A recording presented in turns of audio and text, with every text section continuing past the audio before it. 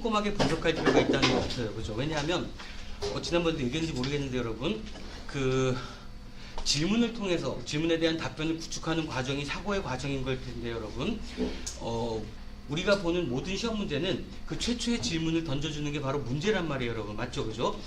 무엇을 읽어야 되는지 어떻게 읽어야 되는지 무엇을 써야 되는지 어떻게 써야 되는지 이걸 지시해 주는 게 문제란 말입니다. 그래서 정말 별거 아닌 것 같지만 문제를 꼼꼼하게 봐야 되거든요. 여러분 자 문제를 먼저 한번 봐보자고요. 맨 앞에 보면 이렇게 시작하고 있죠. 여러분 주어진 글은 말입니다. 노동, 가로 열고 직업에 대한 서로 다른 견해야 이렇게 얘기 시작했단 말이에요. 그죠? 그럼 이건 뭐냐면 말 그대로 우리한테 지금 독해와 관련된 강력한 정보를 제공해주고 있는 거거든요. 여러분 힌트를 주고 있는 거고요. 동시에 뭐죠 여러분? 명령어이기도 한 거예요. 무슨 말이냐면 이 글은요 여러분 원래 이 글의 저자는 노동이나 직업의 어떤 의미에 대해서 쓰려고 쓴 글이 아닐 수도 있는 거거든요. 하지만 오늘 당신이 이 글을 읽을 때에는 그 글 속에 등장하고 있는 노동에 대한 입장을 읽어내야 되는 거야 라고 강요를 하는 것일 수도 있는 거란 말입니다. 여러분 맞죠? 그래서 주제와 관련된 독해와 관련된 강력한 힌트와 정보를 주고 있는 거고요. 자 그 다음에 구체적으로 어떤 작업을 해야 되는 건지 그 얘기를 해주는 게 뭐냐면 자 이거에 대한 얘기를 하고 있는 건데 서로 다른 두 입장으로 분류하고 그 다음에 또 이런 걸 요구했죠. 여러분 분류한 다음에 그 각각의 제시문을 요약하는 게 아니고 여러분 입장을 요약해달라고 요구했단 말이에요. 그죠? 맞죠? 그러니까 제시문을 요약해달라는 요구사항과 입장을 요약하라는 요구사항은 또 달라지는 지점이 있을 거란 말입니다. 그죠? 입장을 요약하라고 요구한 거예요. 여러분 분류하고 각각의 입장을 요약하라 이렇게 요구했단 말입니다. 일단 여기까지 이해를 해보시고요. 여러분 그러면 제가 왜 이 작업을 했냐면 여러분 정말 별거 아닌 것 같지만 문제를 분석하게 되면 우리는 첫째 뭘 알 수 있게 되냐면요 출제자의 의도를 알 수 있게 되는 거거든요. 여러분 그렇겠죠, 그죠? 우리가 쓰는 글은 여러분 무조건 어떤 게 제일 좋은 글이냐면 출제자의 의도에 부합하는 게 제일 좋은 글인 거겠죠, 여러분? 시험 답안으로서의 글쓰기라는 거니까요, 그죠? 맞죠? 그러면 문제를 분석함으로써 출제자가 무엇을 어떻게 고민하라고 한 건지 출제자의 의도를 이해할 수 있게 되는 거고요. 두 번째는 말 그대로 제시문을 독해할 수 있는 지도를 그릴 수 있게 되는 거거든요, 여러분. 독해의 지도를 그릴 수 있게 되는 거고요, 그죠? 무엇을 읽어야 되는 거구나, 어떻게 읽어야 되는 거구나, 독해의 지도를 그릴 수 있게 되는 거고요. 세 번째로는 본문을 구성할 수 있는 힘이 생기는 거거든요, 여러분. 어떻게 쓰라는 것도 결국은 시킨 대로 쓰면 되는 거예요, 여러분. 맞죠, 그죠? 문제를 낸 사람들이 요구하는 바대로 쓰면 되는 거란 말입니다. 그래서 문제를 정확하게 이해하고 분석한다는 것은 우리한테 이러한 강력한 힘을 제공해 주는 거기 때문에 반드시 해볼 필요가 있다는 거예요, 그죠? 왜냐하면 생각해 봐봐요, 여러분.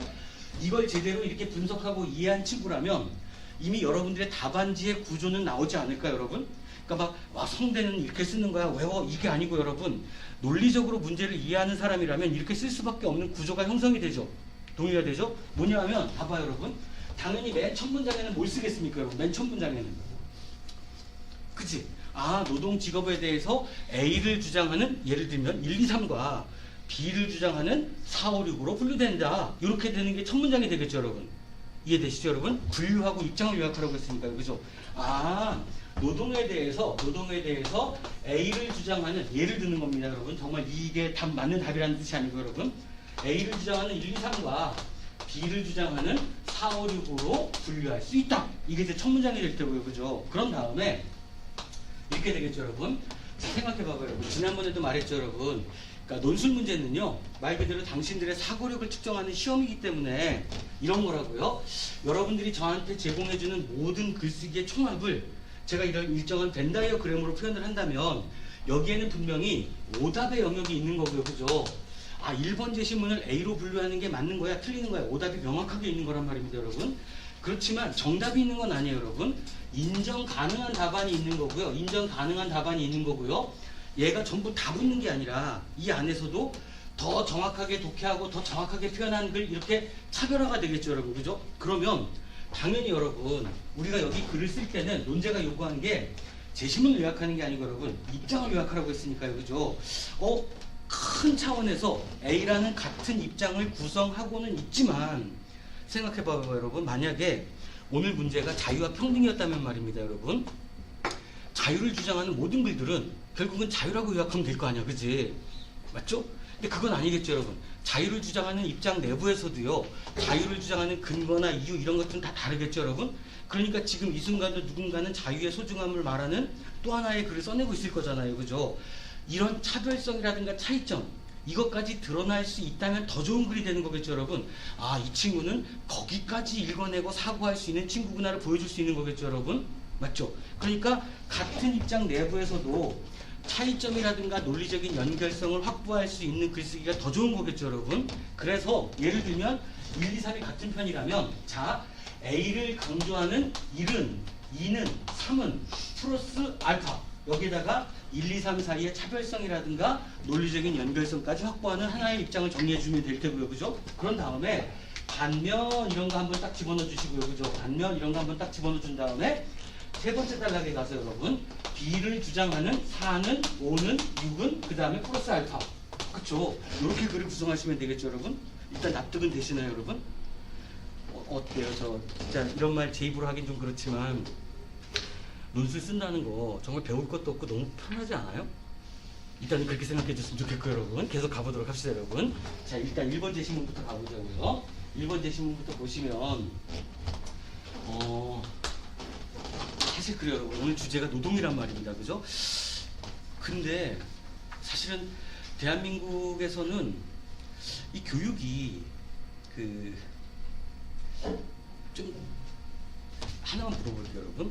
민주주의는 인간에 대한 신뢰를 기반으로 할까요? 인간에 대한 불신을 기반으로 할까요? 그쵸. 맞죠?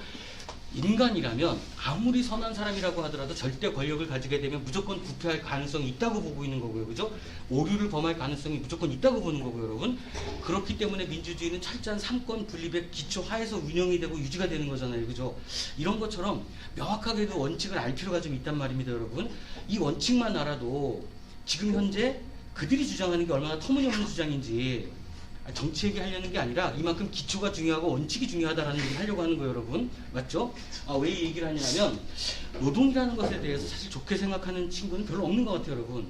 대한민국 교육 자체가 노동을 별로 긍정적으로 보고 있는 것 같지는 않더란 말입니다, 여러분.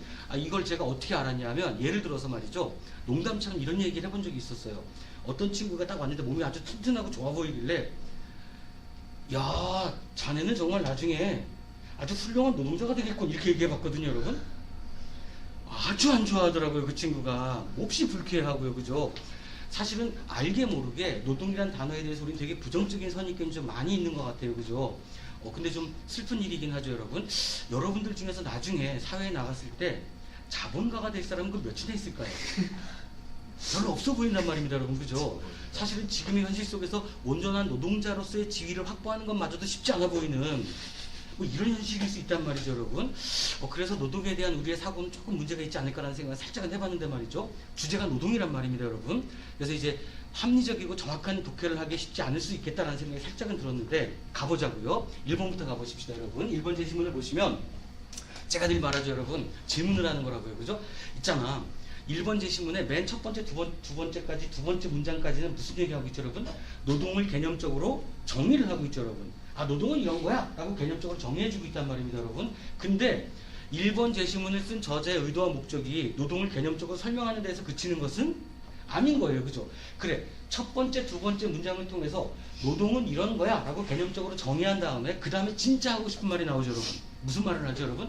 그래서 이 노동은 어떤 가치가 의미가 있는가를 생각해주고 있죠, 여러분. 맞죠? 그래서 어떤 가치와 의미가 있냐면 이런 거죠, 여러분. 자, 노동은 말이죠, 여러분. 노동은 단지 생계를 위한 수단만은 아니다. 그 이상의 가치가 있다라고 얘기해주고 있습니다, 여러분. 맞죠, 그죠? 이게 핵심 문장이겠죠, 여러분. 1번 제시문은 노동은 이런 거야. 근데 일반적으로는 생계를 위한 수단인 거 맞아. 틀린 건 아니죠, 여러분. 하지만 그 이상의 가치가 있는 대단한 거야. 이렇게 시작하는 거죠, 여러분. 동의되는 거 맞죠? 맞죠? 그래요, 여러분. 그 다음에 그 이상의 가치가 뭔지도 매우 구체적으로 얘기해주고 있죠, 여러분. 뭡니까? 그치, 말 그대로 사회적 관계를 형성하고요, 그죠? 노동을 한다는 것은 결국 사회적 관계를 형성하는 거죠, 여러분. 저만 해도 어떻죠, 여러분? 맨날 여기를 오잖아요, 그죠? 와서 다른 선생님들과의 관계 속에서 매우 드문 일이긴 하지만 가끔은 칭찬도 받죠, 그죠? 아, 김 선생 덕분에 이번에 우리 반 애들이 어디 붙었어, 고마워, 수고했어. 이 한마디면 모든 게 다 싹 다 녹아 없어지는 거예요, 여러분, 그죠? 그동안의 고통이 말입니다. 한마디로 말해서 사회적 관계를 형성하게 되고요, 노동을 통해서 말입니다. 이 관계 속에서 자신의 존재 가치, 이걸 확보할 수 있게 되는 거고, 여러분. 즐거운 일을 하는 과정에서 성취감을 느낄 수 있다는 거예요, 그죠? 맞죠? 아직 안 끝났죠, 여러분. 플러스 또 노동은 어떤 가치가 있다고요? 말 그대로 국민 경제 발전의 토대가 된다는 겁니다, 여러분. 맞죠? 누군가가 노동하지 않는다면 국민 경제는 절대로 발전할 수 없어요, 여러분. 동의하시죠, 그죠? 주식만 잘해도 그래. 주식을 잘 하려면 그 회사가 성장 가치가 있는 회사가 돼야 되는 거잖아요, 그죠? 누군가는 그것을 굴려줘야 되는 거란 말입니다, 여러분. 맞죠? 한마디로 말해서 국민 경제 발전의 토대가 된다. 요렇게 얘기하는 거죠, 여러분. 있잖아. 저하고 똑같은 문장은 아니래도 상관이 없지만 전 지금 얘가 앞에 쓰고 있는 게 뭘 것 같아요, 여러분? 제가 여러분들이 이 각각의 입장을 요약하는 과정에서 얘들이 이런 얘기를 써줬으면 좋겠어 라는 것들을 지금 다루고 있는 중이에요, 여러분. 이 친구들이 정확하게 1번 제시문이 나한테 주장하고자 하는 바가 뭔지를 정확하게 요약하고 전달을 한다면 이런 내용들은 들어가겠지? 라고 기대하는 것들을 지금 얘기하는 중인 겁니다, 여러분.